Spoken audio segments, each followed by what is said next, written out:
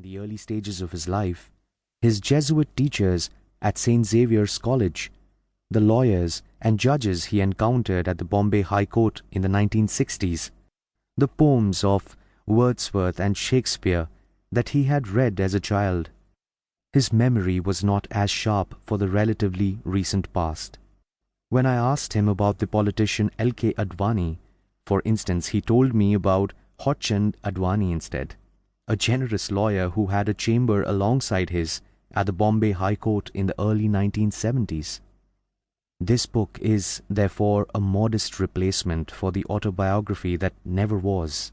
In it, we will see how Sorabjee's grandfather, Hormasji, made a fortune selling imported horse-drawn carriages and cars in Bombay, how Sorabjee left his Gujarati-medium school at the age of 12 and developed a fondness for English literature and Roman Catholicism in Father Bonnet's class at St. Xavier's College, and how he permanently damaged his leg in a motorcycle accident at the age of 18 and lost his father a year later.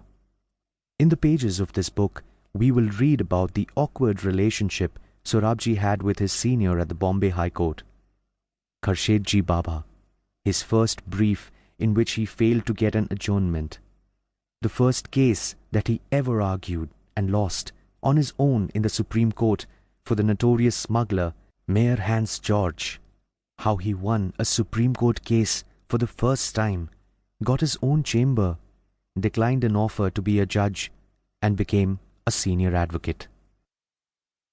It was Indira Gandhi's phony emergency of 1975 which brought Sorabjee into his element and catapulted him into the national arena.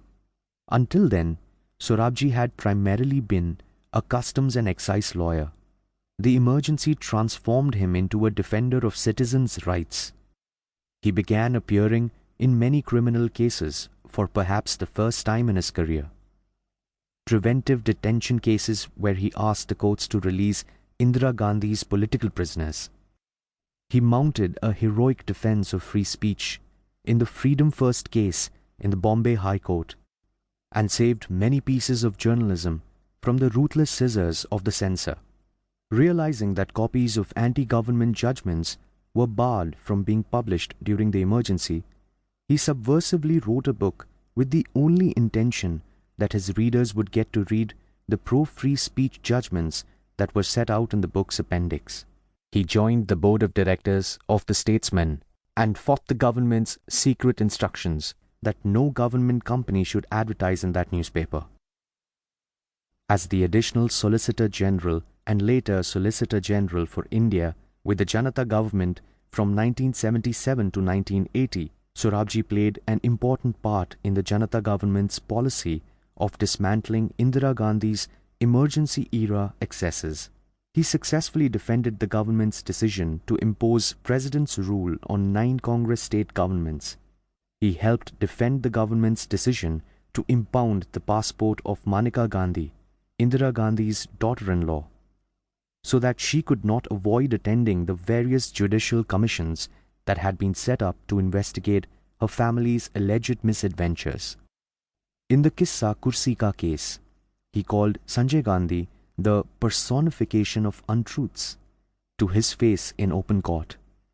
At the same time, Sorabjee started appearing in intellectual debates on a unique new medium, television, and was called a scintillating media star by the Times of India. He became an internationally known figure and was invited to attend events in New York and Geneva. As the Attorney General of India, with V.P. Singh's National Front government from 1989 to 1990, Sorabjee convinced the Supreme Court to partly modify its controversial decision to allow the government to settle the Bhopal gas tragedy case for $470 million by reviving the criminal cases against Union Carbide's management. He set a very high bar for himself, promising that he would never be the mere mouthpiece of the government. Sorabjee was never seen as a political partisan. Vajpayee's BJP decided to pick him as the Attorney General despite the fact that he had successfully argued